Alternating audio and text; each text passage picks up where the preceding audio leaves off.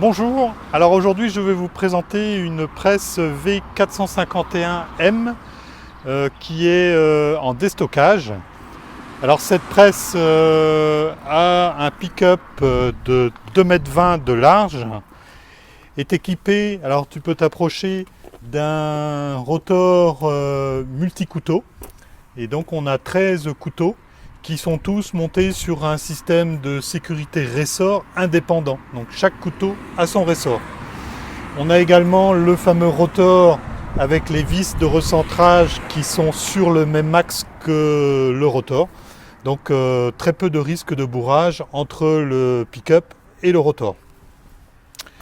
Le rouleau ici Tassandin qui permet de bien compresser le fourrage sur le pick-up pour bien ramasser, et peu importe le fourrage et peu importe les conditions climatiques. Donc ce côté-ci, quand on ouvre,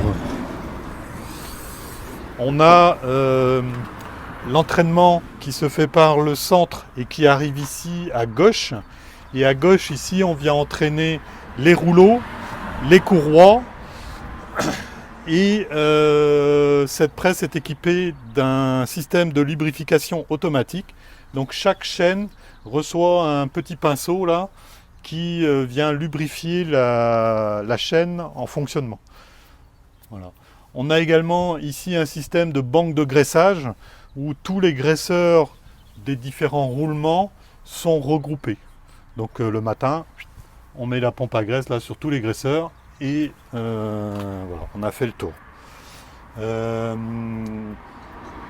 Voilà. Ici à l'arrière, on est équipé donc d'un système de filet.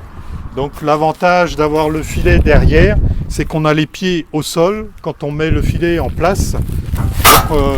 Par rapport à beaucoup de concurrents, on est obligé de monter sur la flèche devant avec des risques de tomber et de se blesser. Ici, c'est facile. Le filet, il suffit de le passer, de débrayer ici le rouleau. Et il suffit juste de mettre le filet sur en dessous le rouleau caoutchouc. Et c'est parti. Hop.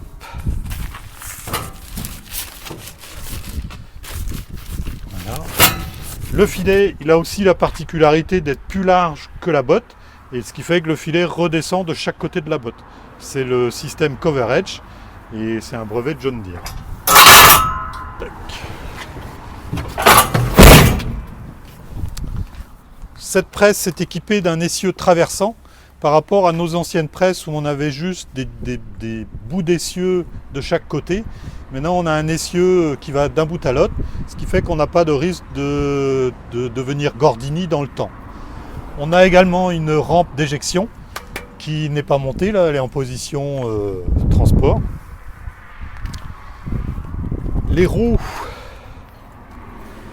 de la presse, c'est du 550 par 17, donc des roues larges, d'un bon diamètre, donc pour éviter les secousses dans les champs.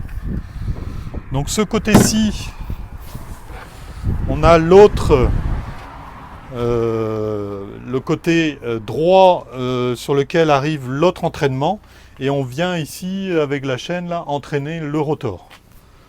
On retrouve une banque de graissage, voilà, ici avec tous les petits tuyaux qui vont sur chacun des roulements, hein, on les voit là, les tuyaux qui arrivent là. Donc facile à graisser. Ici on a la vanne qui permet de régler le serrage. Alors j'entends souvent les concurrents qui disent ah, on n'a pas le serrage sur les boîtiers chez John Deere, en cabine. C'est vrai. Sur les V451M et 461M, il faut savoir une chose, c'est que quand on règle le serrage de la botte, pour moi, on descend pour aller vérifier si le serrage est suffisant ou pas. Donc à partir du moment où on est descendu du tracteur, ça ne change pas grand-chose que le réglage soit sur la presse ou en cabine.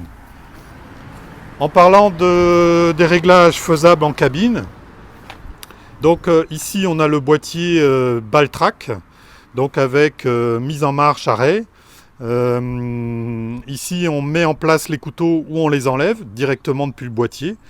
Ici, depuis le boîtier également, on vient sélectionner l'ouverture ou non du fond. C'est-à-dire qu'en cas de bourrage, on peut ouvrir le fond pour débourrer.